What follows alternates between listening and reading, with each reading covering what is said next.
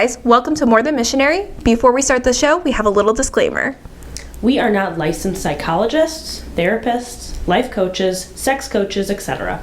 We are literally two humans who like to talk about sex and share stories and experiences that might be relatable to you or someone you know, so we can all become more knowledgeable in the practices of safe and fun sex. Enjoy the show.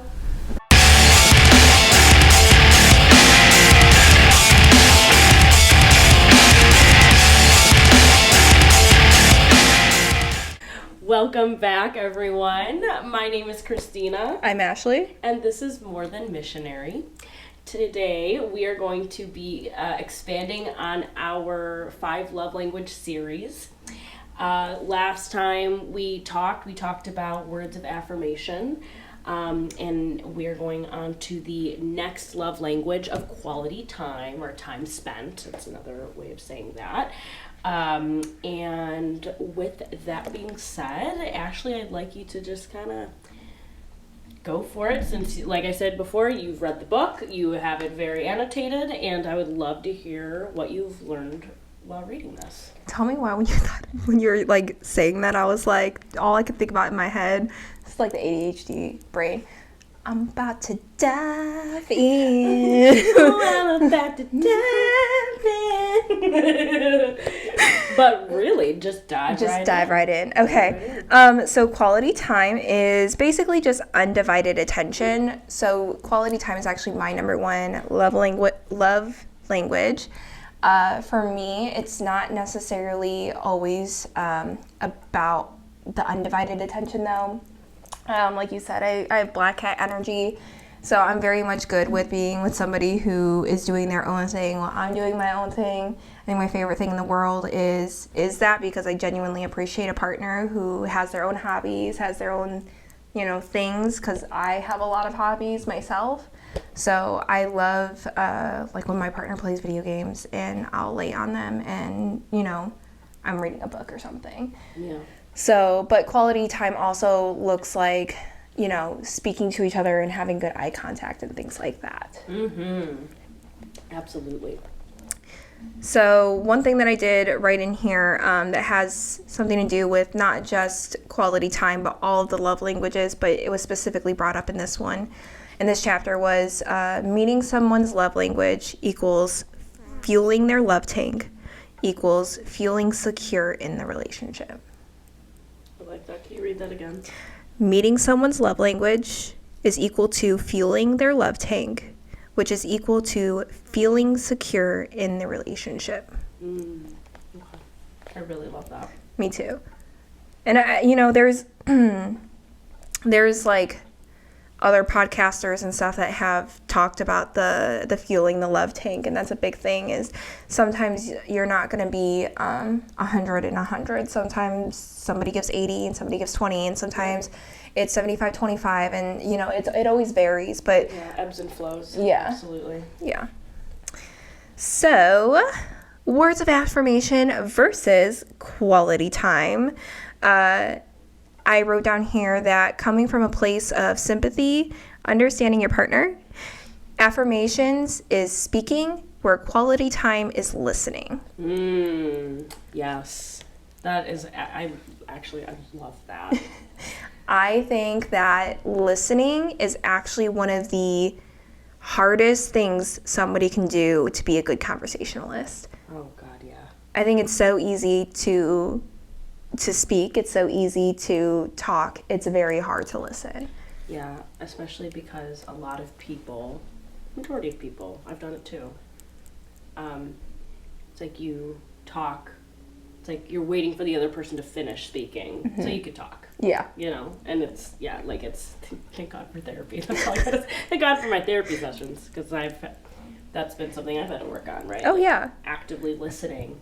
Especially somebody like myself, and I don't know if you would agree with this, somebody with ADHD. Oh, yeah. I talk about it all the time. How you and I, like, before we can get the words out, we already know what the other person is going to finish what they're saying. So we jump ahead and we cut them off. And, you know, again, like lots of therapy has kind of taught me to like slow down, let the person finish because then they feel heard. Yes. But yeah, you and I both, I think you and I do it to each other a lot, but you and I both are very understanding Yes. of it. We're like, oh, that's just our ADHD brain. Yep. But like people who don't have that are like, wow, that was fucking rude. Like, they're like, and it's like unintentional, I'm not trying to be rude. The other thing too that will happen, at least for myself, is it's so unintentional, and I feel so bad when this happens. But if somebody is talking for a while and I'm listening, my brain will just, I don't know, it'll just go off the rails in its own mind, and I will stop listening. And my partner, my husband, has totally caught me doing it. It's in my eyes. Like, he can see it. He's like, "Are you listening?" And I'm like, I used to just be like, "No, yeah, I am." And he goes, "What was the last thing I just said?" And I'll be like, I actually don't know, and then I feel really bad, and he's like, and then it's like he gets upset, of course, because like who wouldn't get upset right there? Like I've just been talking to a fucking wall for the last minute and a half, and it's like I'm not trying to not listen. I am, but like because I have ADHD and I'm not medicated with it, like I don't take anything for my ADHD unless you want to count cannabis, but which like I don't know. Which I think also because of it's not even necessarily like you'll be actively listening and they'll say something that sparks. Yes, that's exactly and what'll then happen. you're like, you'll start thinking about that one thing because that's what stuck out in your brain. Yeah. And then you come back and you're like, oh, wait a minute, I just didn't hear the last like 2 minutes of that conversation because I've had to redirect myself all the time where I'll be like, I'm like, oh shit, like, oh my god, like I didn't, I totally like not listening right now. And then I'll just like kind of tune back in and I'm able to kind of pick it up without the other person noticing that I've done that. Yeah. But I will say because of that, my husband's big on quality time. Okay, time spent, all that good stuff. And it can be really frustrating when that happens and he does not feel validated in the same anybody would when they're like, wow, you're actually like just not listening to me. Yeah. And you're like, I like we've had good conversations about it. He is very now understanding. This was like the beginning of our relationship, but like he is now very understanding that you're like okay, you're like I'll just be like, hey, I'm sorry, I didn't hear a word you just said. Can you just repeat that? I'm sorry. And then he'll just repeat it. You know what I mean? Yeah. So, like, we're much better with our communication skills now. But, oh, for sure. But like, yeah, that quality time of like being an active listener is huge for, especially if the other person you're speaking to is big on quality time. Yeah. So there's a quote in here that says, words of affirmation focus on what we are saying, whereas quality conversation focuses on what we are hearing. Mm-hmm. Ask questions, genuine desire to understand your thoughts, feelings, and desires. Yeah. So I feel like quality time is more about understanding a person, whereas words of affirmation are more of, coming from a place of like sympathy. Yeah, I completely agree. And I also feel like with quality time, it's like having like a genuinely good conversation. Yes. Too. And that does go along with words of affirmation, but like you said, it has to do with listening. Mm-hmm. And to have a good conversation with somebody, you need to be a good listener. Yeah. So I think it's also more about, for me anyways, is I love mentally stimulating conversations. I love to learn about new subjects, new things all the time. I think that's why you and I are such good conversationalists, because I genuinely love learning from you and vice versa. Yeah. So I think for me, that's the biggest reason why quality time is such a big one for me, is because I love to be educated and I love to educate others. Obviously when it's asked for. So yeah, of course, yeah. And no, I completely agree. I was about to say that. I was like, I feel like that's why you and I get along really well. Yeah. On top of that, like, I don't know, as a Gemini, I like Geminis get bored really easily, I think, and so do Aries. Yeah, and because of that, it's like we need stimulating conversations and we need to be challenged a little bit mentally, and so like my husband's an Aquarius. And he is like big on that too. Like he is somebody that I think it's like, you know, he's an Aquarius, he marches to the beat of his own drum kind of thing. So when he has stimulating conversations, as a Gemini who's constantly trying to figure other people out, right? And like adapt and mold to like another person's personality and how I can relate to it. It's like it's the best for our relationship because I'll never get bored. Like Yeah. I'm never bored. We're always having these crazy conversations. Well, and we talked about it when we went through my list. Yeah. How he's very much like a devil's advocate. Oh gosh, yeah, he is such a devil's advocate, and I love and hate it. Yeah. Because sometimes I forget that he's just playing devil's advocate, and I'm like, I can't believe you would think this, and he's like, I don't actually think that. And I'm like, Yeah. oh. You're like, who did I marry? And I'm really bad at being the devil's advocate because I'm like, he's like, all right, well, why don't you try being the devil's advocate? And then I'm like, I think this way, and I like have to like really think about what it actually is in order to like be like, well, like, how would somebody who thinks this way have this opinion? And I'll be like, and I'm like, and this is my opinion, and it's stupid. It's just a stupid opinion. Like, Well, and I I cannot think- do it. I think the whole point of devil's advocate, for me anyways, is the compassion and empathy piece. Yeah. I can't have compassion or empathy for the other side and be able to explain it in a healthy way if I don't understand that side. That's true. Yes. So- like, there are certain things that I have a good understanding on that I could play devil's advocate with, like when it comes to like religious aspects, or like certain mindsets on.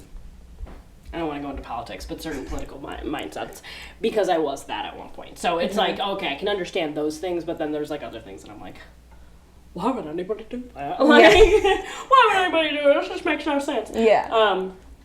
But yeah, but you know, like we're getting back to the topic. We were talking about quality time, and being an active listener and having good conversations and So stimulating the other conversations. big one that I wanted to touch on, because women are notorious for this, and yes, I'm segregating women. A lot of women sometimes don't want solutions. Oh, They just yeah. want to be heard. So the idea of not wanting advice, they just want to feel validated and understood. And I think a lot of times when partners in heterosexual relationships, the male or the masculine energy will try to come up with solutions because men are natural problem solvers. And I think a lot of that I took out of the quality time was a lot of times women aren't asking for their advice. They're just asking to be heard. Yeah, I would completely agree with that. I'm actually going to throw some advice out there for people who are in that like masculine energy, who are people who identify with like being a natural problem solver instead of just like venting to vent or whatever. Ask the other person if they are like, hey, like, do you just want to vent? Like, ask them what they need. Ask other people. Sometimes when people are in their woes and just, you know, they're not saying, hey, I need this. Like, they just start kind of going off and speaking. Ask that person, hey, do you just need to vent? What do you need? Are you in a problem-solving state of mind, or are you in a venting state of mind? And being able to identify which is which. Because there are definitely times where I am just venting to vent, and like my husband will try to give me solutions, and I'm like, I am not looking for a solution right now. Like, I'm like, I just need to get it off my chest, you know? Well, and I think that you're very good at, you know, I've come to you a few times about things, and you're very good about asking me, are you just looking for a sounding board right now, or are you looking for genuine advice? And I have to like stop and think, like, am I looking for advice, or am I just looking to vent and hear myself bitch? Like, and sometimes it is just that. Sometimes I am just looking to know that I'm heard and somebody can validate my feelings, and there are other times that I do genuinely want advice. But asking that question also helps the other person. You set up the conversational goals when you ask things like that. Yeah, like or like as somebody who's being the sounding board for the other person, like if you do have something to say about it, maybe you're like concerned, maybe you're like actually really concerned about something that they like had said, and ask them, be like, hey, can I share my 2 cents with you on something you just said, or can I give you advice? Because there are times like I've had to, you know, set these types of boundaries boundaries, like with, parental figures in my life. And they've gotten great at asking, like, well, can I give you some advice? Like I will say this, like, I'm going to just shout out to my dad. He is so good at this. Like, he'll be like, hey, like, are you just looking to vent, or like, can I give you some advice? Mm-hmm. And there have been times where I've been like, no, I don't want to hear your advice. I want to figure this one out for myself, you know? And he goes, okay, I'll keep my mouth shut. And then he doesn't say it, So and I think that that's like a very valuable skill. No, and I think that's even harder for parents to do than it is for partners, because I think parents want to protect their children from any further pain that, the world could cause. And, they've lived their lives, they've done the thing. So sometimes they have learned from their own mistakes or whatever, and they do have good sound advice, but there are times where we do want to figure out our own path. And I think as a parent, that would be even harder than like even with a partner or any other form of relationship, friendship, whatever, because as a parent, you inherently want to protect your child. Yeah. And like, okay, so like my mom is somebody that's naturally really good at doing that too. Like, she's very good at being like, all right, like, do you just want to like complain? Because like, I will say there are plenty of times where I will just go specifically to my mom to complain versus going to my dad.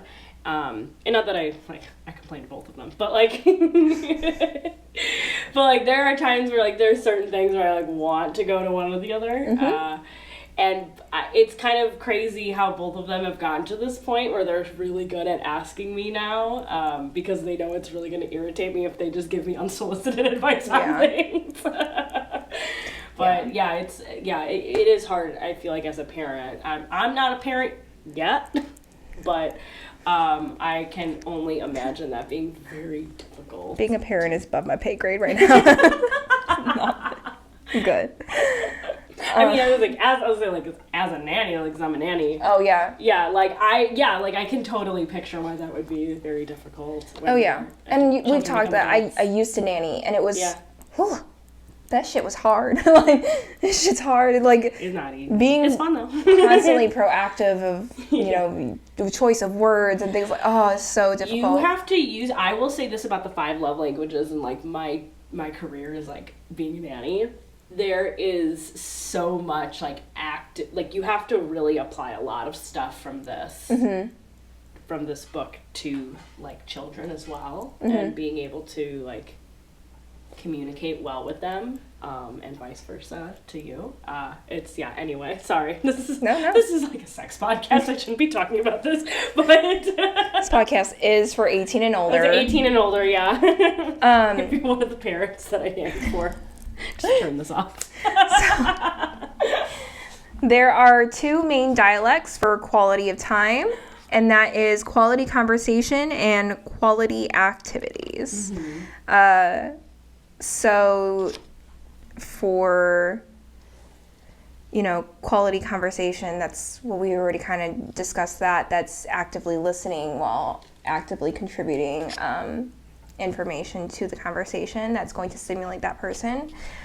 And then quality activities, which is drawing that person in to, see more of their personality and those things. So even like the, doing things where like arts and crafts together, where you're actively doing something together, or even like mini golfing, where there's a little bit of like competition in there. And oh my god, yeah. Okay, can I give an example? Yeah. Quick? So, I'm an artist. I love painting, charcoal drawing. In fact, these are not that. Not the Bob Ross toaster, but all of these drawings, like I did these. And actually, this does include Bob Ross. So my husband and I will do like a wine and paint night at home, and we will pick a Bob Ross video, and we will paint whatever Bob Ross has. So I guess it does involve you, Bob. Mr. Ross. What do you think about that, Bob? And we do that. It is such great quality time with your significant other. It's so fun to do too. So that's definitely something that we have done, and it's huge, especially for somebody like my partner who is huge on quality time. Like, I'll tell you what, if we're hanging out and I even check my phone for the time, they're like, what's so interesting? Like, certainly not me. Yeah. It's like, I'm very much that person too. Yeah. Like I said, I'm good with quality time too, of like, oh, you do your thing, I do my thing, while we're, cohesively sharing a space. Yeah. But if we're actively speaking and we're having a conversation, there's nothing that fucking bugs me more. oh, then somebody going on their phone. Oh, yes. Or any form of like distraction. It genuinely upsets me. And, sometimes somebody can't give you 100% undivided attention, but that's where that communication piece goes of like, bless you. Thank you. Hey, I'm getting a text message right now. I promise I'm listening. I promise I'm here. Yeah, just I give me gotta 2 like, minutes. reassure them. Yeah. And that I can, but if I just get an unsolicited phone check or something, I'm like, You're just, excuse me. like, about to just randomly start death scrolling on social Yes. media. Like, Oh, WTF. yeah, no. It's not cool. I don't do well with the death scroll. And, I'm not even a death scroller myself. It's so rare that I do that. So when, like, my partner or anybody else says that in front of me, I'm like, are we not here together? Like, what's... I will say, though, I used to be horrible at it. I was so bad about going on my phone. I would go on my phone way too much, like, addicted to social media, and would just, like... Because it was kind of normalized, when I was, like, a teenager, I feel like there was a lot of people around me that were doing it, so it was, like, super normal to do it. But then, like, as an adult, it was, like so rude to do. It is so rude to do. Yes. Honestly, there's nothing that bugs me more is when I get together with friends, especially friends that I don't get to see very often, and we all go out to dinner or something, and people are on their fucking phones. At dinner. What are you doing? Put your phone away. It's something that fucking just genuinely... Grinds your gears. Yes. It pisses me, especially because my thing is quality time. And you know what? I'm good with the silence. That's another thing. I'm very comfortable in silence. It's not, even the awkward silence, I'm very comfortable in it. I can sit in silence with somebody, but I would rather sit in silence with somebody and fucking stare at you across the table than you fucking be on your phone. Yeah. Especially, one time, okay, this is like a side note, but one time my husband, like, got a video of me, like, clearly in the middle of, like, a death scroll on social media, and he Snapchatted it to me, and I was like, that's the face I'm making? I was disgusted with myself. I was like, ew. I'm like, I look so gross. Oh my god. Death scroll social media. I have, like, this... like blank ass stare at me. I'm like, I don't even know. It's so gross looking, and it put me in check. I was like, I'm never doing this around anybody anymore. He's like, got my quality time back. Yeah. But yeah, no, definitely. It's like going on social media, like when you're actively supposed to be hanging out with a person, is so rude. Yeah. It's rude. I don't care if quality time is your top or not. It's just rude. Don't do it. So when I think quality time and I think like sex, I honestly really do genuinely go back to like what we talked about with tantric sex. I was thinking that. I was just about to say that. Yes, literally took the words right out of my mouth, Ashley. I take a lot out of your mouth. I'm with it today. That's what she said. I got the goods today, man. Hey yo. That was good. But like seriously though, like yeah, tantric sex literally is if quality time is your thing, you're gonna love that. Yeah, you're getting that one-to-one. I also full undivided attention. Also, like, same with, like, quality time and sex is, like, that eye contact. And, again, like, as a shy girly who's a little weird and insecure, about my body and things like that, like, there is nothing sexier than your person, like, literally staring you right in the eyes. Like, especially in the acts of, like, the dirtiest of moments. Oh, like... yeah. Okay, there is a lot to be said. I think that sometimes just making eye contact is, like, so sexy. Mm-hmm. Like, I remember being, this is a long time ago, I had a big crush on somebody in high school for, like, 3.5, 4 years. They were older than me, so I'm, like, trying to remember how long that crush actually lasted for. I was so shy. Like, I was an insecure person in high school, and so I never came up to the person to actually spark up a conversation. But I am not kidding. I know I would catch this person staring at me, and I feel like for like 2.5, 3 years, it was just us like constantly making eye contact with each other. And I was like, am I crazy? Am I like, and I'll tell you what, like, it was like what I think kept spurring on me crushing on this person, because I was like, I'm not going to go up to them and talk to them. If anything, they should come up and talk to me. And, oh, yeah. and so we would just make eye contact, and I'd be like, oh, did you see so-and-so? Well, they were staring at me.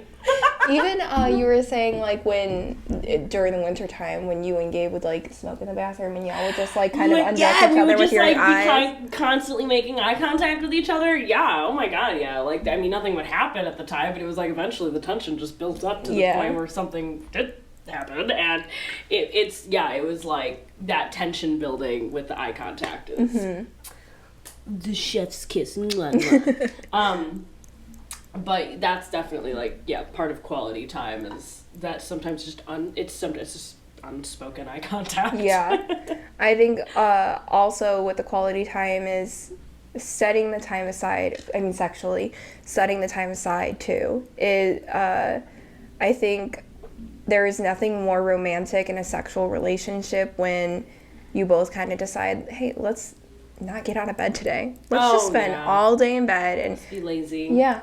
Be lazy with each other. Yeah. And that's so like, even that for somebody whose love language is quality of time and it is just a sexual relationship, having that full day of like all to yourself and no other responsibilities, nothing outside of that bedroom or whatever means anything at that moment. Like, it's just you two. Yeah. Or 3 or 4, whatever, if you're poly. Well, okay, so, you know, like, Gabe and I have not taken our honeymoon yet. We're going to later this year.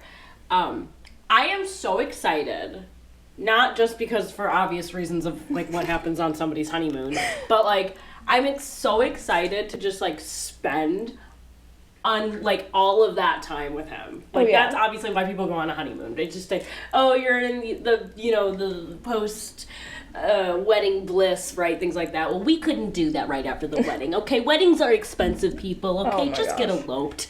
I mean, do what you want, but like, you know, if you're trying to save money, go to the courthouse. It's very expensive and dramatic sometimes for no reason. I know. But there's so many. Off topic, but there was so much unnecessary drama at your wedding.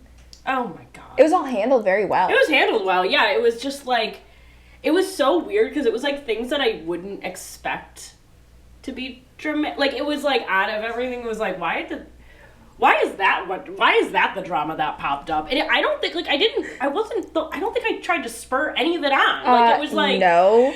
During your dad's speech, that one got me a little. Oh, I got everyone. I was like, what just happened? I don't mind telling people about this, by the way. Can I just... Yeah, go ahead. My father gave an excellent Father the Bride speech, and he had mentioned some of my activism that I have done in the past, mainly regarding women's reproductive rights. There was a person who was at the wedding that clearly disagreed with the comments made about reproductive health and women's rights, and was very verbal about it in the middle of his speech. I did not hear it because I was by the speakers and next to my dad and not paying attention to the crowd. Those who were sitting at the wedding, though, like at their tables, heard it, and I got an earful from many people about their opinions about that specific individual's comment. And it was very interesting. So if y'all are going to a wedding and you don't agree with something that's being said in a speech, shut your mouth. Shut the fuck up, please. Enjoy your free meal. Yeah. Enjoy your free time at this lovely event, and enjoy your free alcohol because y'all had an open bar. Yeah, just enjoy the free amenities that are there, and then go home and complain about it like everybody else would do. So, so it was so outrageous when that happened. I was like, okay, first of all, and I think we talked about this. We talked a little bit about activism and stuff, but I didn't know how active you actually were in college. In And all that's of when it. it was. It was like my early 20s. And, I had the energy for it. I was tearing up Aw. listening to your dad talk about you, like, and I think I told you, like, I had a moment afterwards where I was like, my friend's really fucking cool. Like, and so when really sweet. that person, like, did what they did, I was just like, what a fucking like, I'm sorry. Like, I don't like that word, but I was just like, what? Listen, I'll tell you what, that whole situation, it kind of makes me laugh. I literally was like, was it, as somebody, people who know me know that I'm a very liberal individual, and I'm very left, and I was like, well, is it a successful day if I didn't piss off one conservative? I think that was my comment about it, because I was like, hey, like, one, I didn't hear it, so I don't really care, but two, like, that person just embarrassed themselves. Like, that's what you're doing when you do that. So, you know, it is what it is. It is what it is, what it isn't. So. Are you still talking to that person at all, or did you kind of... The person that did that was, like, a family friend, and I didn't really speak to that person. They were invited because I was asked to invite them, and I knew them growing up, so they got invited. Now, the person that they were close to, I mean, they had a conversation about it afterwards. The person that they knew in my family was like, hey, all is forgiven. Like, I forgave the person. Like, I was like, hey, like, you know, shit happens. Like, I don't care.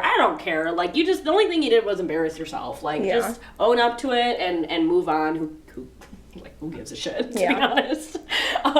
Sorry you made yourself look stupid. Yeah, like, you know, it's a thing, you know, foot and mouth syndrome, I guess. But, like, you know, and that, I think that individual was like, I'm just going to keep my space. They decided to just make their own space and figure out their own stuff that they're working through and their own spiritual path and going off in their own thing. So I think that definitely was a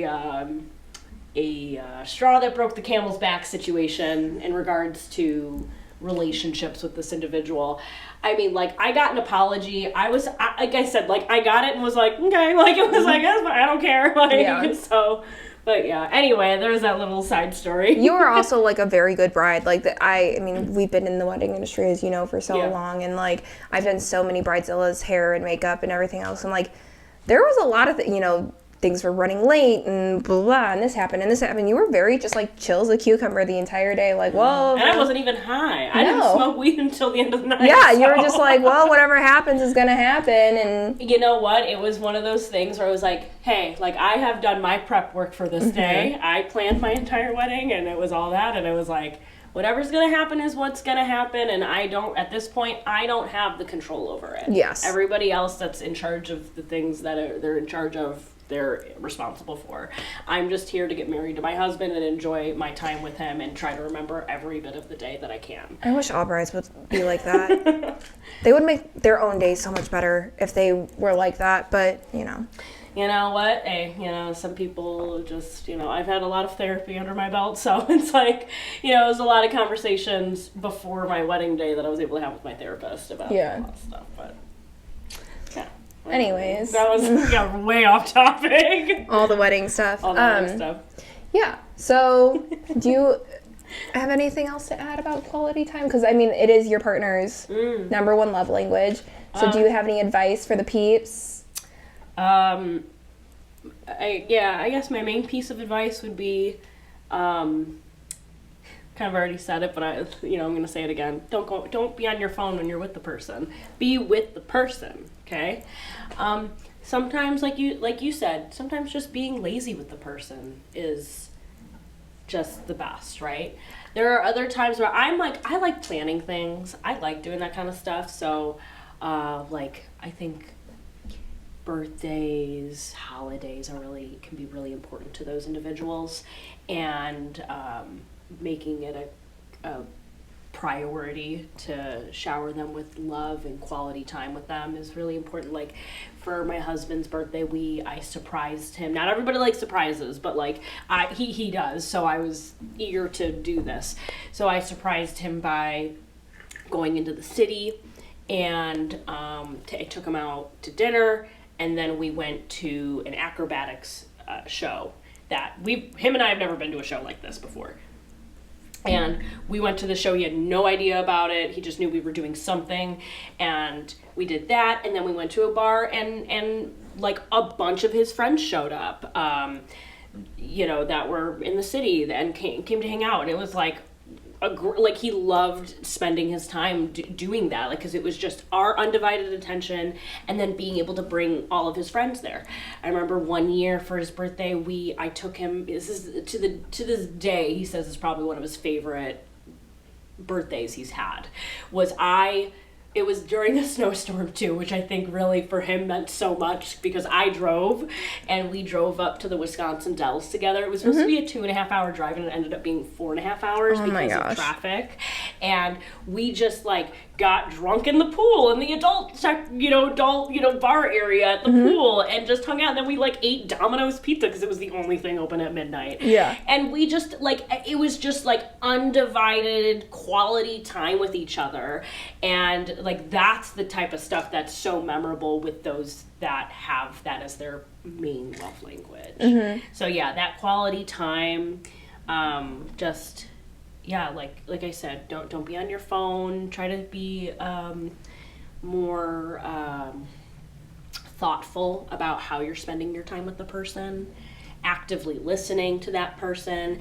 Like I said, Gabe and I have wonderful conversations with each other about an array of topics. Sometimes it doesn't even have anything to do with him and I, but it's just an interesting topic. Or the other thing too is cooking with the person. You guys have to, if you have a long-term partner, a husband, wife, spouse. Bless you. Thank you. That cooking together, or just having them be in the kitchen with you when you're cooking, or vice versa, you just in the kitchen while they're cooking, putting on some music, listening to music together. We have a record player. We'll just put on vinyls and drink or smoke, or just talk and hang out. Playing cards. I love playing cards, board games, things like that. Those, I think, at least for us, that really works for us, and a great way to spend quality time with the person. That doesn't just have to be, it kind of keeps things a little more interesting and versatile with that person, because things can get stale sometimes. Like another day of watching The Office that we've seen 7 times through. You're gonna keep doing it because yeah. But that sometimes you want to spice it up with your quality time with the person, not necessarily in a bedroom setting, but just a. So, I'm not a reality TV person by any means, so I'm going to preface that. I can't remember any form of reality. I never watched Jersey Shore. I didn't, I've seen clippets of it, obviously, and stuff, but I'm not a reality TV person, and my partner and I decided to watch Love is Blind together. Oh my gosh. Okay, I've never seen that show in full, but I've seen clips of it. And one time Gabe and I got we got a pedicure together. That's also a great quality time thing to do, by the way. And the place we were at had that show on there. So we just watched season 6. We didn't watch season 1 through 5. We just watched season 6, and I will say that it was great because it sparked so many conversations and getting input of the couples and why we thought that they would succeed or fail, or why we like them, or things that they had implemented in their relationships that we liked or whatever. I love shows like that spark conversations and that force you to kind of think. And I don't watch reality TV. I think it's garbage, but I genuinely enjoyed how it sparked conversations between us. I bet, yeah. It's funny because when we were watching it, we actually, one of the things that Gabe and I were talking about the show, I was like, I wonder the statistics. I wonder what the divorce rate is for the statistic for this show. Oh my gosh. So and high. Actually, weirdly enough, it was very similar. I mean, it's obviously a much smaller sample size, but it is actually similar to the divorce rate in America. Yeah. Which was kind of interesting. So it's I guess it really, no matter where you meet, but that show sparks really interesting conversations. Very interesting conversations about love and what you want, what you don't want, and how you're being perceived in a relationship, all those things. It was it's a great conversational show. But absolutely. yeah. Yeah, well, do you think there's anything else we could add to it? Yeah, so one thing that I did want to add, because my two top ones are quality time and gifts. And I think that for that quality time is a lot of people don't realize that what is under the quality time I would feel like are those grand gestures. You know, and a lot of people would think, oh, grand gestures are gifts. No, grand gestures could be a picnic, you know, and you know they worked really hard to create a home cooked meal and then bring it to a picnic for you. That's a big grand gesture, in my opinion. Or so it's creating those moments for somebody, and I think a lot of that can get confused with gift giving. But for me, even though both of them are my top, you know, too, I definitely believe like those grand gestures to me are more about that quality of time. So Yeah. creating those grand gestures for your partner, I think that's super important. Yeah, and that's kind of what I was saying with like when I would do stuff for Gabe's birthday. Yeah. That were like grand gestures. I do also doing grand gestures as a people pleaser. Doing grand gestures feels really good to do too. Yeah, no, for sure. I definitely, I agree. Yeah. Well, All right. I think that is it for today's episode on quality time. Thank you guys so much for joining us. I am Christina. I'm Ashley. And this is More Than Missionary. If you have any feedback, questions, comments, concerns, you can contact us through our social media platforms at More Than Missionary. We're on TikTok and Instagram, YouTube, Spotify. Or you can email us at morethanmissionary69@gmail.com. That's morethanmissionary69@gmail.com. Thanks so much for joining us. Thanks for listening. Awesome. See you in the next one.